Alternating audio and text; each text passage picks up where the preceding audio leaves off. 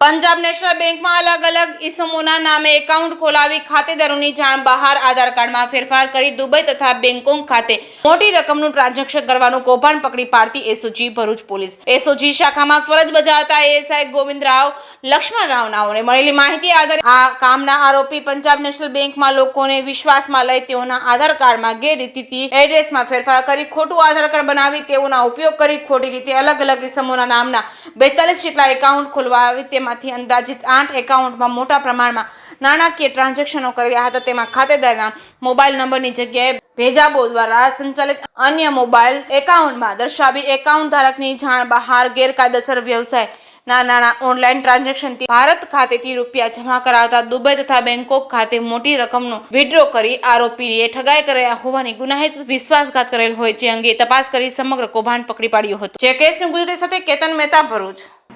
એક ટોળકી દ્વારા ભરૂચ વિસ્તારમાં રહેતા અજ્ઞાન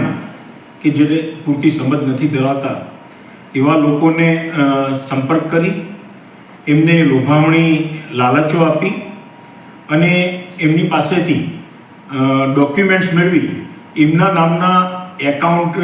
ખોલાવીને આ ટોળકી દ્વારા એનો ગુનાહિત ઉપયોગ કરવામાં આવે છે અને નાણાકીય ગેરકાયદેસરના ટ્રાન્ઝેક્શન કરવામાં આવે છે એમના ખાતાનો દુરુપયોગ કરીને। એવી માહિતી ભરૂચ જિલ્લા એસઓજી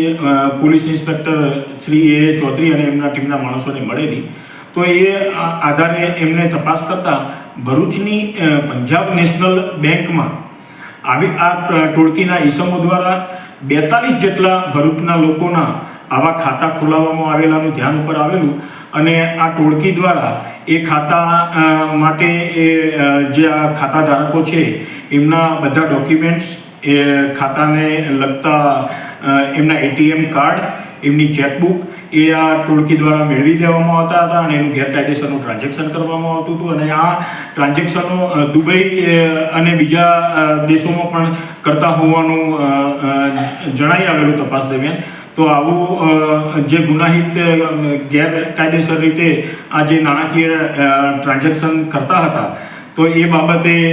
આજે એક વ્યક્તિ મીનાબેન કરીને છે એમનું પણ આવી રીતે બોગસ એકાઉન્ટ ખોલાવીને એમના ખાતાનો દુરુપયોગ આ લોકો કરતા હતા। તો એ બાબતે મીનાબેનની ભરૂચ શહેર સી ડિવિઝન પોલીસ સ્ટેશનમાં ગઈકાલે ફરિયાદ દાખલ કરવામાં આવેલી છે અને આ જે ગુનાહિત ટોળકી હતી એમાં અને એમનો જે મુખ્ય એક જે સરજુ દિલીપ દેવગણિયા કરીને ઈસમ છે એને પૂણા વરાછા વિસ્તારમાંથી એની ગઈકાલે ધરપકડ કરવામાં આવેલી છે। એની પૂછપરછ કરતાં એની સાથે ટોળકીમાં બીજા ખંજન ઉર્ફે પ્રિન્સ કનુભાઈ મયાત્રા, બીજો દશરથ ધાંધલિયા અને દુબઈમાં રહેતો વૈભવ નામનો ઈસમ આ એમની સાથે સંકળાયેલો હોવાનું તપાસ દરમિયાન જણાઈ આવેલું છે। આ લોકોએ બીજી બેંકો સાથે પણ આ રીતે લોકોના ફ્રોડ એકાઉન્ટ ખોલાવેલા છે કે કેમ એની તપાસ કરવા માટે આજે પકડાયેલ ઈસમ છે સરજુ દેવગણિયા એને આજે નામદાર કોર્ટમાં રજૂ કરીને એના રિમાન્ડ મેળવવા માટેની કાર્યવાહી હાથ ધરવામાં